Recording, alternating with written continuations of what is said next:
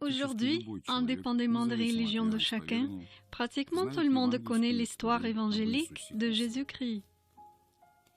Le temps de sa vie terrestre, ce n'est pas seulement l'époque de la naissance d'une nouvelle religion, mais aussi un nouveau point de départ de la chronologie de l'humanité. Dans la majorité des pays, il est convenu de commencer la chronologie à partir de la naissance de Jésus-Christ. Personne ne doute qu'à partir de cet événement si important pour toute l'humanité, 2000 ans se sont écoulés. Mais pour quelle raison en est-on si sûr? Dans notre film, nous allons raconter que cette date qui est globalement admise est apparemment erronée. C'est à cette conclusion-là que sont arrivés les auteurs du projet La Nouvelle Chronologie, Anatoly Fomenko et Gleb Nosovsky. Ils ont utilisé leur propre méthode de datation mathématico-statistique et astronomique lors des études d'anciens documents et ont découvert que la vraie chronologie du développement de l'humanité est bien plus courte que celle en vigueur actuellement. Ça veut dire que la majorité de grands événements historiques ont eu lieu bien plus tard que nous le pensons habituellement. Entre autres, la naissance de Jésus-Christ. En premier lieu, nous voulons vous avertir que nous laissons de côté les questions qui relèvent de la religion, et nous n'allons pas discuter des dogmes des églises. L'objectif de ce film se trouve ailleurs, c'est de discuter sur des questions de caractère chronologique et historique. Nous sommes des scientifiques et dans tous nos livres, nous avons toujours souligné que nos études ne concernent pas des questions théologiques. Nous ne nous occupons pas des bases du christianisme ni d'aucune autre religion. La question qui nous intéresse, c'est celle des calculs pour déterminer des dates. Et ceci est un domaine de mathématiques appliquées. Nos travaux ne visaient pas les sentiments des personnes croyantes d'aucune confession. Alors essayons de comprendre quand Jésus-Christ a vécu en réalité.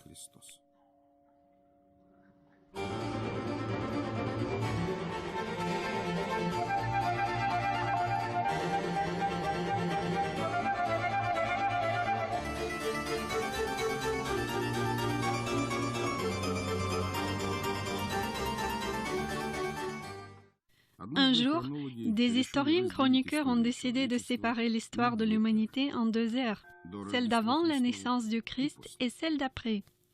Les scientifiques appellent ces périodes avant notre ère et notre ère. Pour ainsi dire, notre ère a commencé avec la naissance de Jésus-Christ.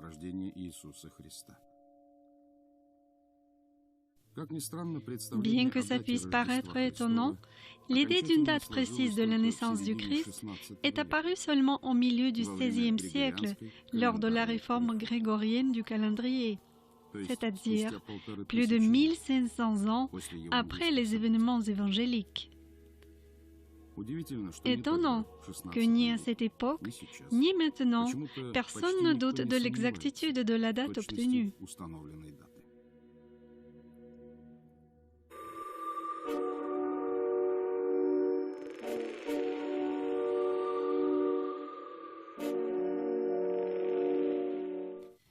Il est connu que pour la première fois, la date de la naissance du Christ a été calculée par le moine Dionysius le Petit. Ça se serait passé en 532 de notre ère, c'est-à-dire 500 ans après l'événement même. En premier, Dionysius aurait obtenu la date de crucifixion. Ensuite, en se basant sur l'âge du Christ connu au moment de sa mort, selon la tradition, et sur ses propres calculs, il a estimé l'année de naissance du Sauveur.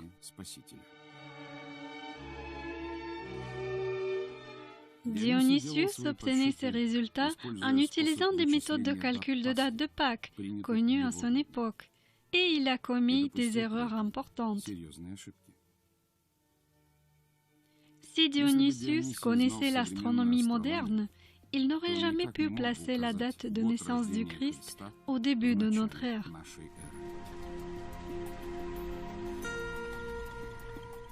Malheureusement, la science de l'astronomie est devenue assez développée seulement au XVIIe-XVIIIe siècle. Mais vers cette époque, la date erronée avait déjà été canonisée d'abord par l'Église catholique à Rome ensuite par l'Église orthodoxe. Les historiens n'aiment pas commenter ce sujet et renvoient tout le monde vers des documents historiques. Mais pour une raison inconnue, ils ne mentionnent jamais une spécificité curieuse des documents anciens. Au XVe, XVIe, XVIIe siècle, les dates ne s'écrivaient pas de la même manière qu'aujourd'hui. Deux façons d'écrire le nom de Jésus ont été répandues à cette époque. Le I, première lettre du prénom Jésus, Iesous, et le X, première lettre du nom Christ. Quand on devait écrire, par exemple, l'an 300 à partir de la naissance du Christ, on marquait I 300, c'est-à-dire l'an 300 à partir de Jésus. Pour écrire le 3e siècle à partir de naissance du Christ, on marquait X 3, c'est-à-dire 3e siècle à partir du Christ. Voici un exemple. Un timbre de l'éditeur Louis Elsevier qui aurait été daté de 1595. Une autre date sur la gravure d'Albrecht Dürer parle aussi, 1524. Nous pouvons voir que non seulement le premier symbole est séparé du reste par 2 points, mais en plus c'est clairement la lettre I, avec un point au-dessus, pour désigner le I du nom Iesous. Ceci est une carte de la marine russe qui a été faite lors du règne de l'impératrice Élisabeth Ier, au milieu du XVIIIe siècle. Sur la carte, il est bien marqué Kronstadt, la carte marine, exacte, décrite et mesurée en l'ordre de sa grandeur l'impératrice par le capitaine de la marine Nagaïev en 740. Réalisé en 750. Les dates 740 et 750 sont écrites même sans la lettre I. Mais l'an 550, c'est le 8e et non le 18e siècle. On trouve ce genre d'exemple fréquemment. Probablement, on a commencé à interpréter la lettre I comme 1000 et la lettre X comme 10 à partir de la fin du XVIe siècle, en relongeant ainsi l'histoire de 1000 ans ou 10 siècles. Mais les anciens documents contiennent d'autres informations encore plus importantes.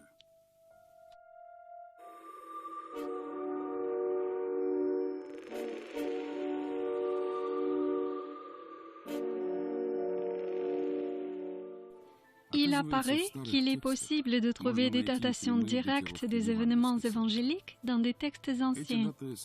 Par exemple, on peut trouver ces dates dans l'ancien livre Paléa de la fondation de Rumiantsev de la bibliothèque russe de l'État. Paléa, c'est un ancien livre religieux qui n'est plus utilisé. Mais jusqu'au XVIIe siècle, ce livre a remplacé l'Ancien Testament pour les lecteurs russes. Les événements du Nouveau Testament ont aussi été mentionnés dans la Paléa, parfois même en plus détaillé que dans l'Évangile. Paléa différait beaucoup de l'habituel canon de l'Ancien Testament. Ce n'était pas seulement une variante de la Bible, mais un livre indépendant à part entière. Mais il parlait exactement des mêmes événements que la Bible canonique moderne. Dans la Paléa sont ouvertement renseignées 3 dates, la naissance, le baptême et la crucifixion de Jésus-Christ. Ces dates sont écrites de 2 façons. La première, c'est le compute byzantin bien connu, avec le compte d'années à partir d'Adam. La deuxième façon, c'est un calendrier ancien indiciel, abandonné depuis très longtemps. On a découvert que ces dates notées de 2 façons différentes ne correspondaient pas, alors qu'elles le devraient. Regardons de quoi ont l'air ces 2 façons de noter les dates. Dans la chronologie à partir d'Adam, le numéro de l'année est noté avec un chiffre, ce qui représente un compteur unique, sans fin. Nous utilisons le même type de compte d'année aujourd'hui, seulement le point de départ n'est pas le même, mais à partir de la naissance du Christ. Maintenant, regardons la façon indicielle de noter les dates. Cette façon a été beaucoup utilisée dans des chroniques très anciennes. Dans le calendrier indiciel, le numéro de l'année était noté avec 3 nombres et non pas 1 comme maintenant. Chaque nombre pouvait changer jusqu'à un certain seuil et avait sa propre désignation. L'indiction, le cycle solaire, le cycle lunaire. Chaque nombre augmentait d'1 chaque année. Mais dès qu'il atteignait sa limite, il était remis à 1 et le compte repartait à nouveau. Ainsi, au lieu d'un compteur illimité, dans le calendrier indiciel, on utilisait 3 compteurs limités cycliques.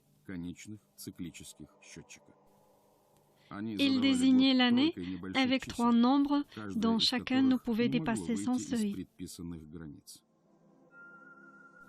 C'était l'indiction qui pouvait varier entre 1 et 15. Le cycle solaire changeait entre 1 et 28 et le cycle lunaire changeait entre 1 et 19. Ces nombres limiteurs qui participent dans le calendrier indiciel, 15, 28 et 19, ce sont des nombres premiers entre eux, c'est-à-dire ils n'ont pas de diviseur commun. C'est pourquoi toute combinaison ne peut se répéter que dans le nombre d'années égal à leur multiplication. 15 multiplié par 28 multiplié par 19 égale à 7980. Ainsi, la répétition d'une date indicielle ne peut arriver qu'avec l'intervalle exact de 7980 ans. En d'autres mots, sur un laps de temps de presque 8000 ans, cette méthode indicielle indique des dates de façon absolument univoque. Tournons-nous vers la Paléa. Au sujet de la naissance du Christ, il y est dit: en l'année 5500, il est né en chair notre éternel roi Seigneur Dieu, notre Jésus-Christ, en 25 de décembre. Ici est indiqué l'an 5500, c'est une date de compute byzantin à partir d'Adam. La même date est notée à côté avec les indictions. Le cycle solaire fut 13, le cycle lunaire 10, de 15e indiction, en jour de la semaine, en 7e heure du jour. Mais la date indicielle correspondant à l'an 5500 devrait être différente. L'indiction 10, le cycle solaire 12, le cycle lunaire 9. Nous pouvons voir des tableaux semblables de non-concordance dans les dates de baptême et de crucifixion. Comment ça aurait pu arriver? Il ne devait pas être difficile pour les copieurs de rectifier cette façon d'écrire les dates et de les faire correspondre entre elles. Fomenko et Nosovsky ont supposé qu'un copieur-chroniqueur n'était pas en mesure de rectifier les anciennes dates notées avec des indictions parce qu'il ne comprenait plus ce système archaïque de compter les années. C'est au XVIe et XVIIIe siècle que des copieurs et des rédacteurs ont commencé à rajouter dans les anciens livres des dates de l'ère byzantine à partir d'Adam. Avant cela, dans des originaux anciens qu'ils recopiaient et éditaient, généralement il n'y avait pas de date byzantine. À leur place, il y avait des dates archaïques indicielles. En essayant de conserver ces dates indicielles de départ, les copieurs pouvaient les fausser, ne comprenant pas très bien leur sens. Par exemple, ils pouvaient confondre cycle lunaire et l'âge de la Lune, ce qui n'était pas la même chose et pouvait induire à une erreur de plusieurs années. Mais les scientifiques ont découvert qu'il pouvait y avoir non seulement des erreurs aléatoires, mais aussi des erreurs systématiques, c'est-à-dire des erreurs qui reviennent tout le temps à cause d'une mauvaise compréhension d'une circonstance concrète. Et pour cela, il pouvait y avoir 2 raisons principales. La première raison, c'est la non-correspondance initiale du point de changement des 3 cycles au long de l'année. Par exemple, pour un nombre indiciel, le mois où est placé le début de l'année est très important. On dit que la tradition de commencer l'année le 1er septembre est d'origine byzantine. Dans l'Antiquité existait également le début de l'année en juin, à l'égyptienne, qui correspondait au début de ramassage de moissons. On ne peut pas non plus exclure le début des inductions au mois de mars ou en janvier. La deuxième raison, c'est un ancien mode de calcul du cycle solaire selon le compute ou la lettre dominicale sur les doigts des mains de Jean Damascène. Les tableaux d'indication du cycle solaire et lunaire étaient présentés comme deux mains. L'une d'elles, la main gauche, correspondait au cycle solaire et s'appelait la main de Damascène. Le cycle solaire était noté sur les phalanges des doigts de l'index vers l'auriculaire. Aujourd'hui, sur la main de Damascène, les cycles solaires augmentent de gauche à droite, de l'index vers l'auriculaire. Mais à une époque très ancienne, probablement, on écrivait de droite vers la gauche, comme le font toujours les Arabes. Il se trouve que c'est justement cela qui a été perdu de vue par les copieurs plus récents, qui rajoutaient des dates d'indiction correspondant aux dates byzantines. C'est cette erreur systématique qui a été découverte par Fomenko et Nosovsky. Compte tenu que dans la Paléa, on trouve 3 dates de la naissance, du baptême et de la crucifixion, les scientifiques ont eu l'espoir de pouvoir corriger ces erreurs et de restaurer les vraies dates anciennes. Pour résoudre ce problème complexe, Fomenko et Nosovsky ont élaboré un logiciel spécial, Horus. Après avoir effectué des calculs assez complexes qui n'étaient tout simplement pas à la portée des anciens rédacteurs du XVIIe et XVIIIe siècle, Fomenko et Nosovsky ont obtenu plusieurs dates possibles de la naissance du Christ. 3 d'entre elles se sont relevées comme les plus probables. Les voici: l'an 87 de notre ère, l'an 867 de notre ère et l'an 1152 de notre ère. Les autres dates obtenues étaient d'avant notre ère ou tombaient au XXe siècle. Mais laquelle de ces dates est exacte? Pour pouvoir le déterminer, il fallait vérifier les datations du baptême et de crucifixion, puisque toutes ces dates ont un laps de temps bien précis.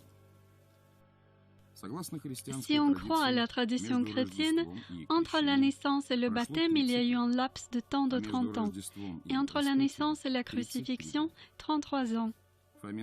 Fomenko et Nosovsky ont étudié toutes les variantes possibles et ont déterminé qu'il ne peut y avoir que 2 solutions qui correspondent exactement à la description évangélique.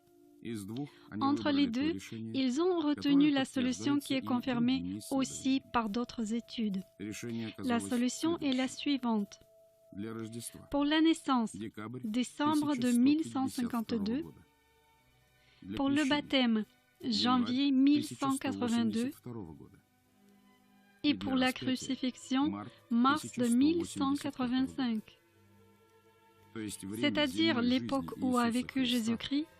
C'est le XIIe siècle de notre ère. On peut retrouver ces dates ailleurs que dans des documents russes.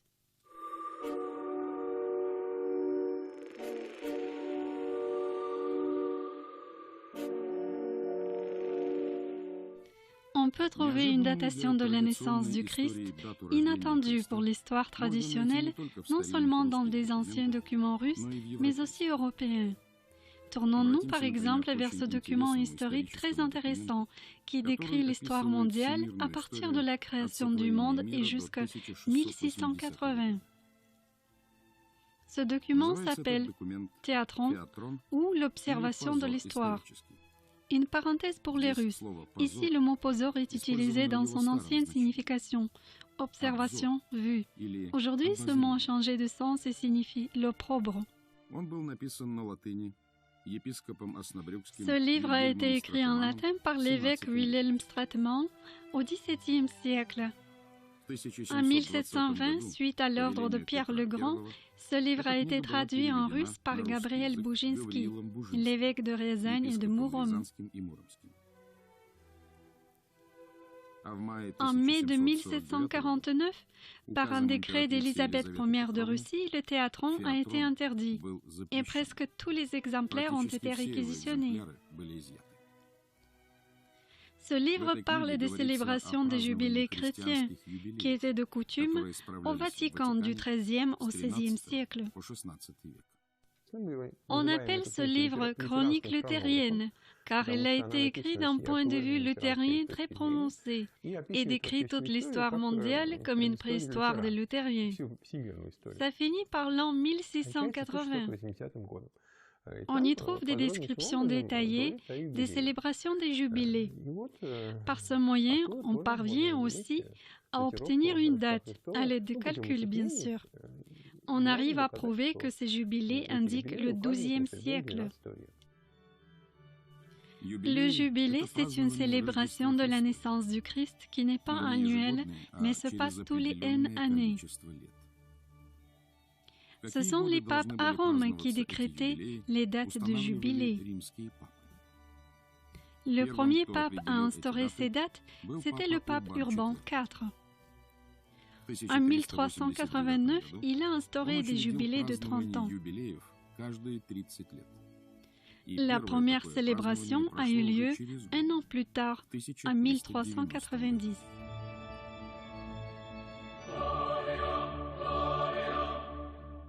Par la suite, le pape Boniface IX a ordonné de célébrer les jubilés tous les 10 ans au lieu de 30. Cette règle a été observée au Vatican jusqu'à 1450. Mais à partir de 1450, suite au décret du pape Nicolas VI, on a commencé à célébrer les jubilés tous les 50 ans. Toutes ces informations ennuyeuses à première vue contiennent des renseignements précieux. À l'aide des calculs pas très compliqués, on peut obtenir des dates qui pourraient être celles de la naissance du Christ selon l'opinion des papes du Moyen Âge. Si en 1390, on a célébré le jubilé de 30 ans, c'est-à-dire multiple de 30, et en 1450, le jubilé de 50 ans, multiple de 50, on peut obtenir des dates suivantes. 1300, 1150, 1000, 850, et ainsi de suite avec l'intervalle de 150 ans vers le passé. C'est étonnant que parmi ces dates, il n'y a pas l'un, celui où les historiens placent la naissance du Christ. Ça voudrait dire que, contrairement aux chroniqueurs du XVIe et XVIIe siècle, les papes du XIVe siècle à Rome ne pensaient pas que le Christ était né au 1er siècle de notre ère. Mais il est curieux que dans la liste des dates probables, on voit l'an 1150. Et c'est pratiquement la même année que celle qu'on trouve dans la Paléa russe. Bien sûr, pour reconnaître que le Christ est né au XIIe siècle, les deux anciens documents ne sont pas suffisants. Mais il existe d'autres études qui confirment cette datation. Par exemple, l'étude astronomique.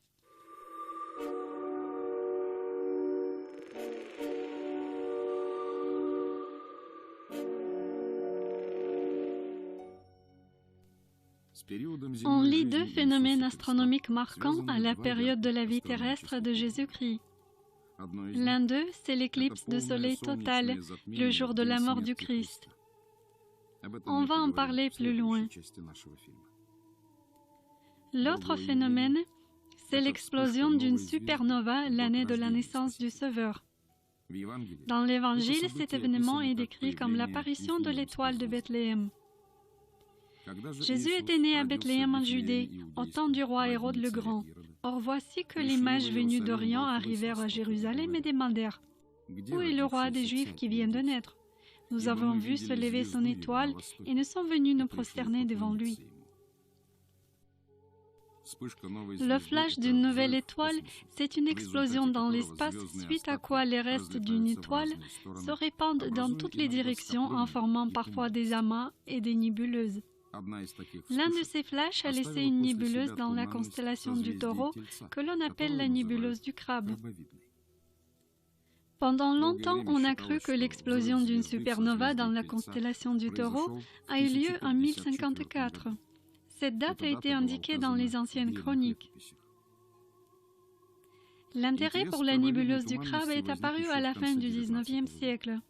En 1899, on l'a prise en photo pour la première fois. Durant le XXe siècle, des études sérieuses de cette nébuleuse ont été menées par plusieurs scientifiques, tels que Lamplon, Duncan, Bade, Trimble, Wyckoff, Murray, Nugent et autres.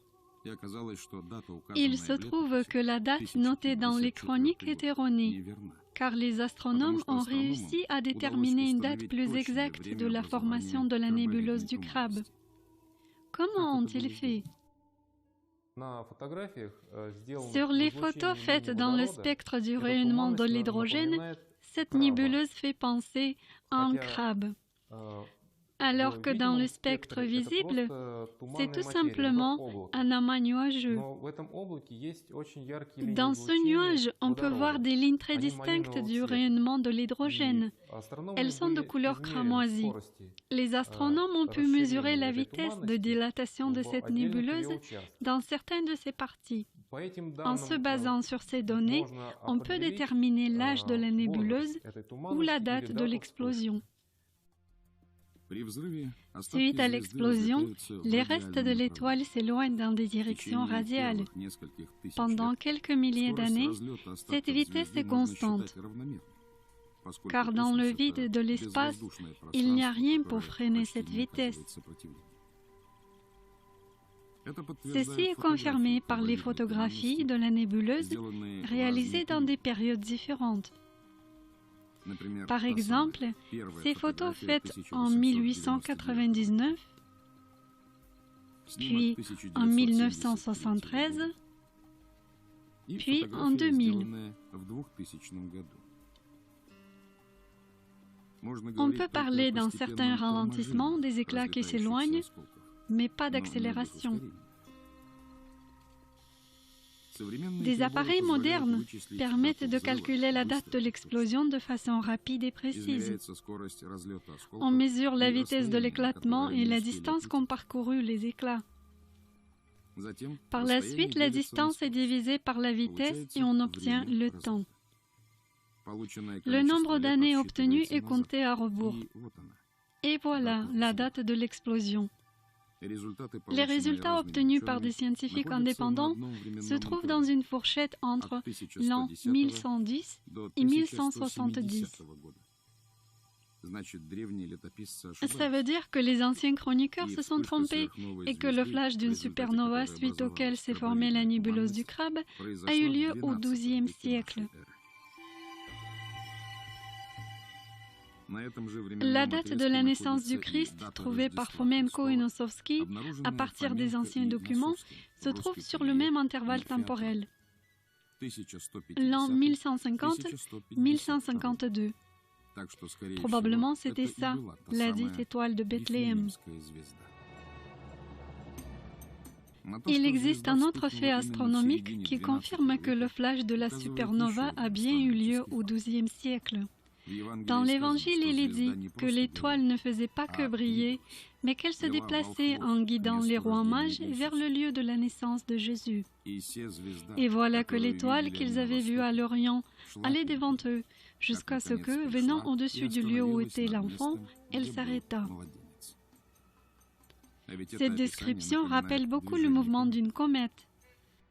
L'apparition d'une comète, c'est un phénomène assez inhabituel. En règle générale, les comètes apparaissent pendant les heures du matin ou du soir. Leurs traînées gigantesques s'étendent sur la moitié du ciel. Il est impossible que l'humanité n'ait pas remarqué un tel événement. Et si dans l'Évangile de Matthieu, il est en effet question d'une comète, alors rien d'étonnant que sur beaucoup d'anciennes toiles représentant la nativité du Christ, l'étoile de Bethléem soit dotée d'une traînée. Par exemple, sur la toile de Giotto, l'Épiphanie, on peut voir que la traînée de l'étoile est étendue vers la gauche et vers le haut. Le peintre a essayé de dessiner une comète et pas simplement une étoile dont le rayon indique l'enfant Jésus.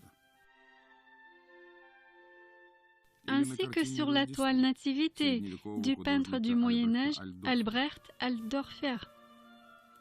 Et voici une peinture sur l'autel qui serait datée du XVIe siècle, d'Albrecht Dürer. Au-dessus des rois mages, on voit deux objets lumineux, le soleil et un objet d'une forme étendue avec un ange à l'intérieur. Probablement l'année de la naissance du Christ, en plus du flash de supernova, les gens pouvaient aussi observer le passage de la célèbre comète de Halley. Ces deux événements célestes ont été tellement marquants que plus tard dans les esprits des hommes, ils auraient pu se confondre en un seul. Est-ce qu'on peut calculer si la comète était apparue approximativement en 1152? La période de rotation de la comète de Halley autour du Soleil est de 76 ans. C'est pourquoi on peut connaître avec une grande précision toutes les dates d'apparition de la comète sur l'intervalle de plusieurs milliers d'années. La dernière fois, on a pu observer la comète de Halley en 1986. On soustrait de 1986 11 fois 76 et on obtient l'an 1150. Ça veut dire que l'étoile de Bethléem et la comète de Halley sont apparues en effet pratiquement simultanément.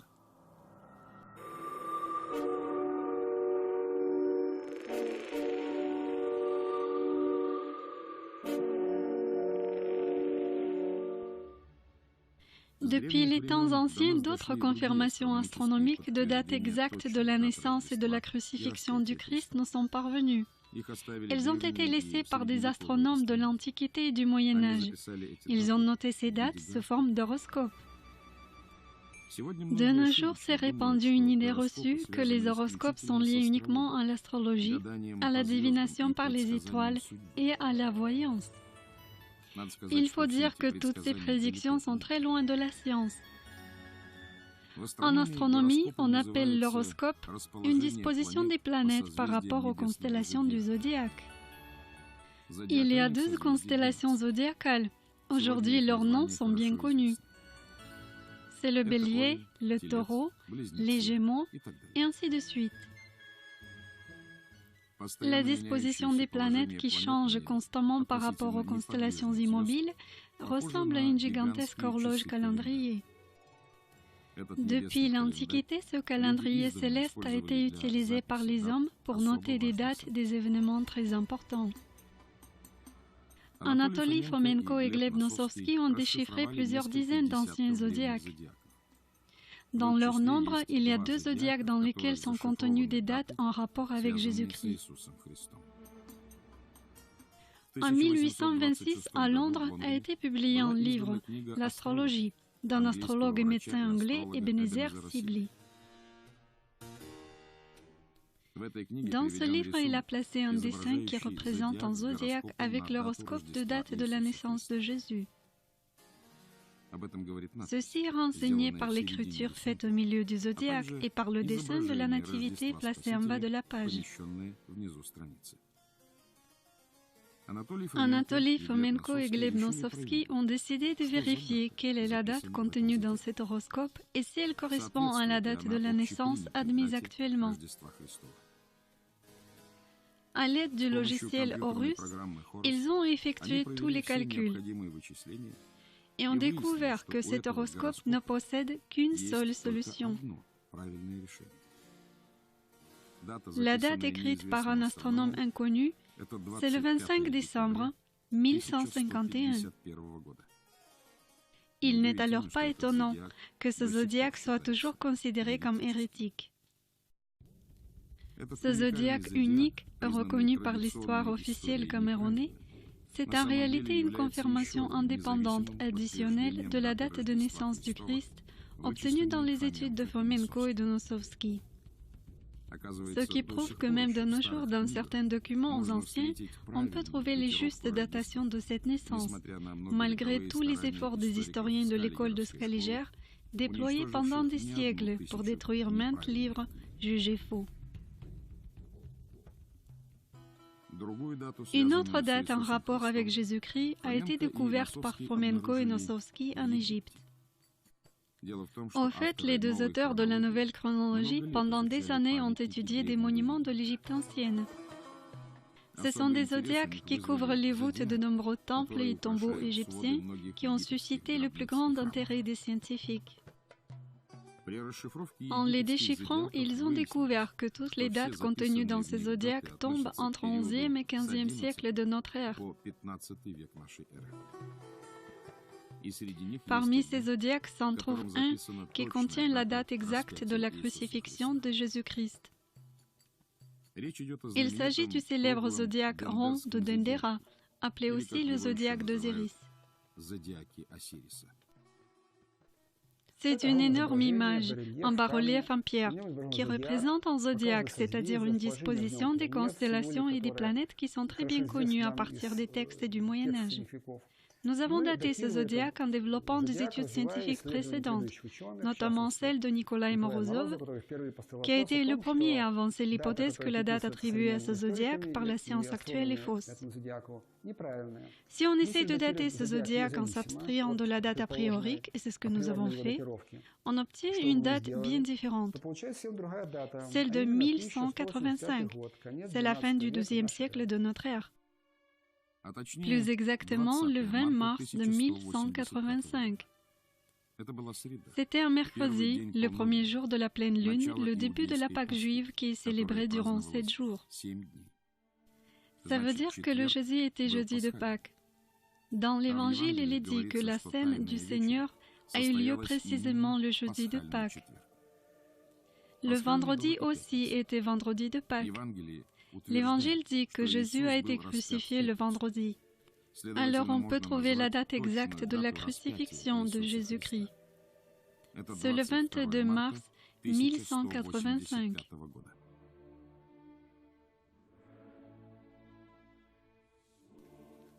Mais dans les Évangiles, il y a une contradiction.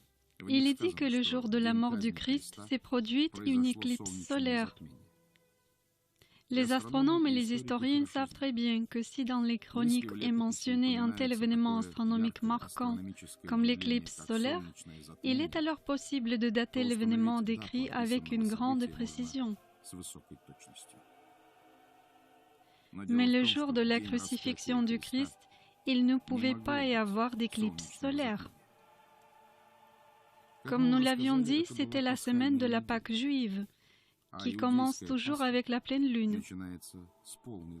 L'éclipse solaire ne peut pas se produire le jour de la pleine lune. En réalité, l'éclipse solaire totale s'est produite un mois après la fin des Pâques, le 1er mai 1185. Probablement, l'exécution du Christ et l'éclipse totale se sont réunis dans les esprits des gens en un seul événement et ont été fixés dans la Bible en tant que deux événements arrivés en même temps. Mais pour quelle raison les auteurs de la nouvelle chronologie croient que la date contenue dans le zodiaque rond de Dendera est directement liée à Jésus-Christ? Ainsi que de nombreux chercheurs, nous avons beaucoup écrit qu'Osiris et le Christ, c'est la même personne. Nous ne sommes pas les premiers à le dire, car la concordance est si fortement marquée que l'on a déjà remarqué auparavant. Alors une date écrite dans le zodiaque d'Osiris est naturellement liée à Jésus-Christ. C'est pourquoi nous utilisons la datation du zodiaque d'Osiris en rapport avec le Christ. Alors, tout comme la Paléarus, le zodiaque rond de Dendera de l'ancienne Égypte indique 1185 comme la date de crucifixion du Christ. Les calculs astronomiques et les textes anciens ne sont pas les seuls à témoigner que Jésus a vécu au XIIe siècle de notre ère.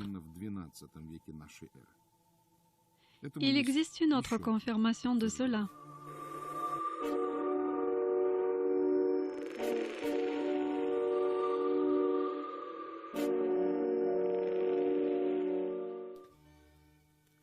Malheureusement, des preuves matérielles des événements évangéliques parvenus jusqu'à nos jours ne sont pas nombreuses.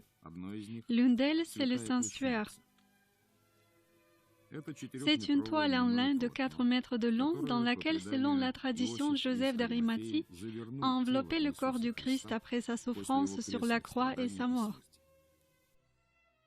Le sanctuaire est conservé dans une arche spéciale dans la cathédrale Saint-Jean-Baptiste à Turin depuis 1578. C'est pourquoi aujourd'hui il est connu sous le nom de sanctuaire de Turin.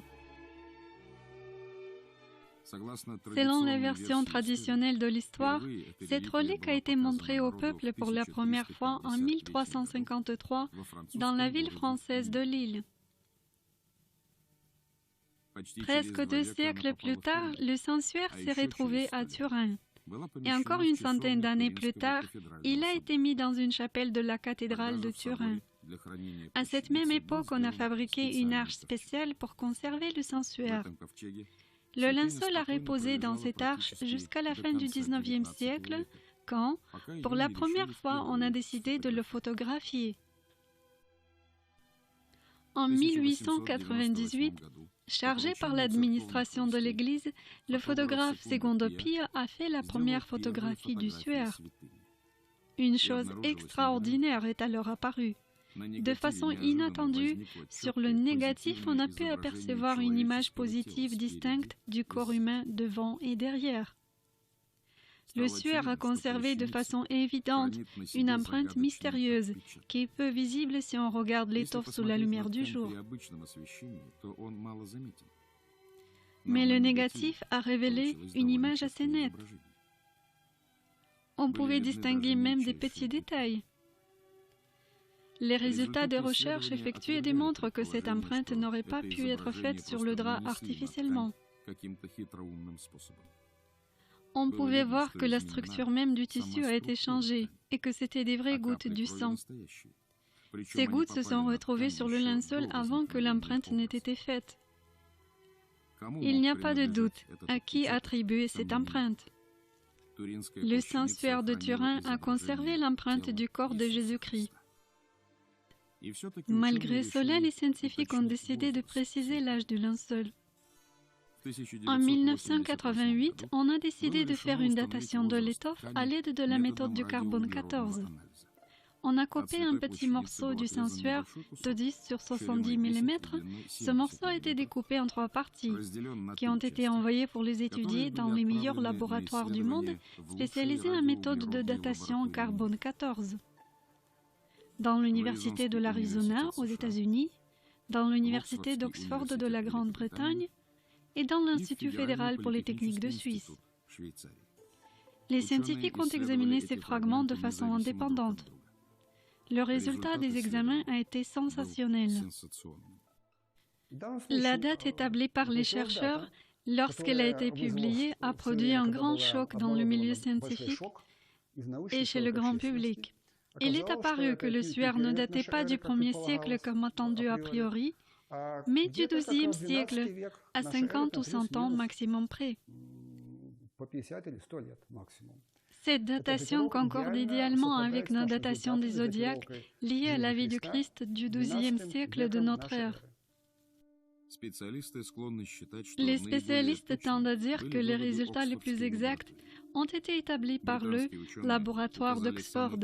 Les scientifiques britanniques ont indiqué un intervalle le plus court, de 1090 à 1265. Mieux que ça, dans certains articles a été publié l'an exact dont a été daté le suaire de Turin, 1150. Naturellement, ce résultat n'a pas convenu aux historiens. Personne ne souhaite reconnaître que cette étoffe a été fabriquée au XIIe siècle. De nombreux scientifiques soutiennent la thèse que le suaire de Turin, c'est une falsification. Ils admettraient plus volontiers que l'étoffe a été fabriquée non pas au XIIe mais au XIVe siècle et que ce faux était destiné à tromper le peuple. Car selon la version officielle, c'est précisément au XIVe siècle qu'elle a été exposée pour la première fois. Mais l'existence du sanctuaire était connue bien avant son exposition à Lille. Où se trouvait-il alors avant le milieu du XIVe siècle? Il est convenu de croire que le linceul était conservé dans l'église de Sainte-Sophie à Constantinople jusqu'au XIVe siècle. Ça veut dire qu'elle a été importée en Europe de l'Est. Mais dans la tradition chrétienne orientale, on ne trouve aucune mention du sensuaire. En revanche, à l'Est, il existe un autre objet saint très vénéré, la Sainte Face. De nombreuses icônes et une grande fête durant la Semaine Sainte y ont été dédiées. Une autre appellation de la Sainte Face, le brousse. Dans l'ancien russe, le mot ubrouss signifiait couverture ou un morceau de tissu large et long, ce qui est la même chose que linceul. C'est pourquoi, depuis longtemps, beaucoup de chercheurs croient que le suaire européen et la Sainte Face russe, c'est le même objet. Dans ce cas, pourquoi sur le suaire de Turin, on peut voir l'empreinte du corps en entier et sur le brousse russe, l'empreinte du visage seul? Dans des documents historiques, on peut trouver une appellation grecque de la Sainte Face, tétradiplon, ce qui veut dire plié en quatre. Probablement, le sensuaire de Turin a été conservé pendant longtemps en état plié, de façon à ce que seul le saint visage soit visible. Et il a été conservé en Russie. C'est pourquoi cet objet saint est si vénéré chez les Russes et n'est pas connu en Europe. La Sainte Face a probablement été importée de la Russie lors de la période des grands troubles historiques, quand la Russie a été vaincue et pillée par des armées étrangères, c'est-à-dire pas avant le XVIIe siècle. Et l'exposition du sensuaire du XIVe siècle à Lille, alors? Personne ne peut savoir ce qu'on a montré au peuple à cette époque. On ne peut pas exclure que c'était justement en faux. Il faut noter que l'arche pour le sensuaire a été fabriquée seulement en 1678. Alors c'est au XVIIe siècle qu'à Turin a apparu le vrai sensuaire. Et jusqu'à cette époque, non seulement on ne l'exposait jamais, mais on ne le mentionnait pas non plus. Les passages sur l'exposition du sensuaire au XIVe siècle à Lille ont été probablement insérés dans des chroniques postérieurement. Bien sûr, la méthode du carbone 14 n'est pas parfaite. On connaît des cas où les datations établies à l'aide du carbone 14 se sont relevées erronées. Mais à ce jour, la méthode du radiocarbone est considérée comme la méthode la plus précise de datation des restes organiques. Et ce, à condition que lors de l'examen, toutes les conditions soient respectées et que les chercheurs restent impartiaux. La seule datation du sensuaire établie à l'aide de la méthode du radiocarbone est sans équivoque. C'est le XIIe-XIVe siècle. Après 1988, personne n'a effectué d'autres examens du sensuaire. C'est un cas rare où nous avons affaire à bien plus qu'une simple publication non détaillée, quand on communique un résultat interprété et puis au revoir.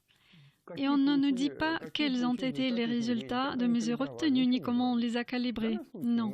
Dans ce cas précis, nous disposons des premières données de mesures effectuées. C'est-à-dire, ce sont des données des mesures faites dans des laboratoires différents. Ces chiffres de radiocarbone mesurés, pas encore interprétés ni calibrés, c'est ce qu'on appelle des résultats bruts. Ils ont été publiés, ils sont connus. Dans ce cas, la méthode du radiocarbone, qui a une certaine marge d'erreur, bien sûr, elle a néanmoins pu donner une vraie réponse scientifiquement fondée. Ainsi, les résultats de recherche d'Anatoly Fomenko et de Gleb Nosovsky disent qu'en réalité Jésus-Christ a vécu au XIIe siècle de notre ère. De ce fait, témoignent d'anciens documents, des calculs astronomiques et les résultats de l'analyse carbone 14 du sensuaire. Ça veut dire qu'au XVIe siècle, soit les historiens se sont trompés, soit ils ont délibérément repoussé la naissance du Christ de plusieurs siècles dans le passé. Résultant de cela, la chronologie de l'histoire de l'humanité a été rallongée de plus de 1000 ans. C'est suite à ce fait que dans l'histoire est apparu le dit mystère du sombre Moyen-Âge.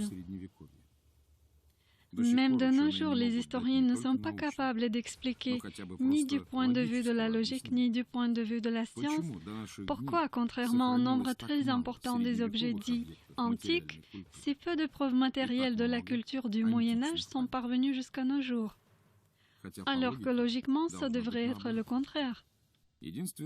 La seule explication fournie par les historiens n'est pas très convaincante. Ils nous invitent à croire qu'après plusieurs siècles de développement intensif, les anciennes civilisations de l'Europe et de l'Asie se sont subitement dégradées et sont arrivées à leur déclin. On a oublié toutes les avancées culturelles et scientifiques de l'Antiquité et pendant 10 siècles, l'humanité a sombré dans l'ignorance. Le latin, autrefois exquis, s'est transformé en langue brute et primitive. Disparaît l'art. On arrête l'estampage de monnaie dans beaucoup de pays. Plus généralement, des lueurs de travail intellectuel deviennent d'une rareté extrême, surtout durant le début du Moyen Âge. Et soi-disant seulement au XVe-XVIe siècle, durant la Renaissance, l'humanité se souvient d'un coup de toutes les découvertes et avancées de ses ancêtres antiques et commence à les utiliser et à les développer. La nouvelle date exacte de la naissance de Jésus-Christ remet les choses à leur place. Il devient alors évident qu'il n'y a jamais eu de millénaire de l'ignorance et du retard. Jamais eu de rupture des époques historiques.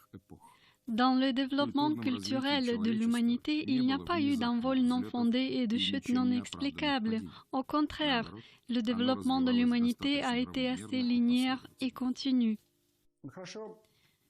Nous comprenons très bien qu'aujourd'hui, la nouvelle chronologie est souvent perçue comme un changement trop brutal de nos idées concernant le passé et même concernant notre haute définition.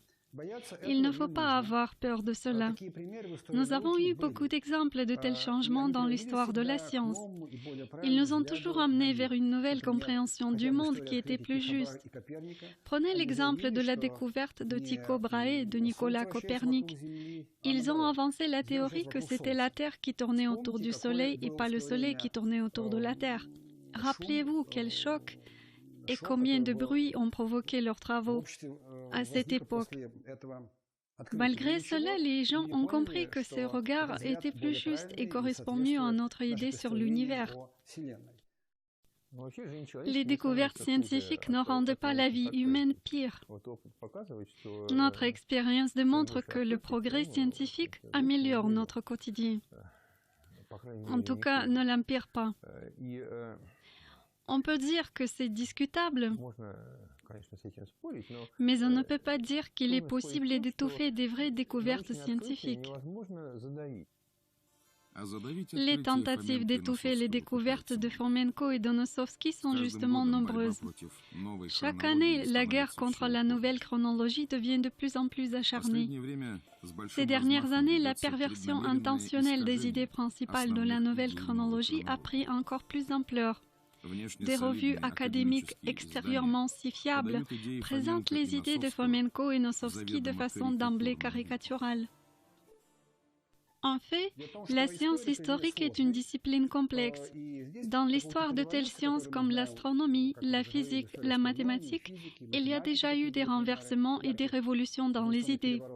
Dans l'histoire, cette révolution est arrivée plus tard, car le volume du matériel à penser et à analyser est très important.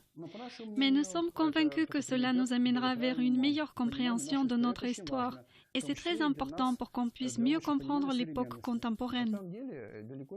En réalité, des idées erronées sur le passé, ce n'est pas sans conséquence.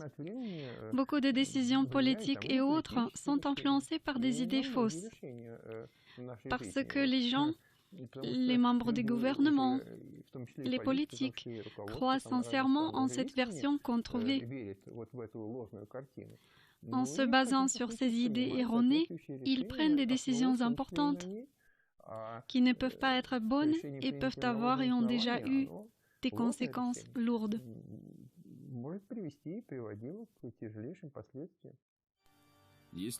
C'est déjà 400 années en arrière, les chroniqueurs se sont trompés dans la datation d'un aussi important événement pour l'humanité comme la naissance du Christ.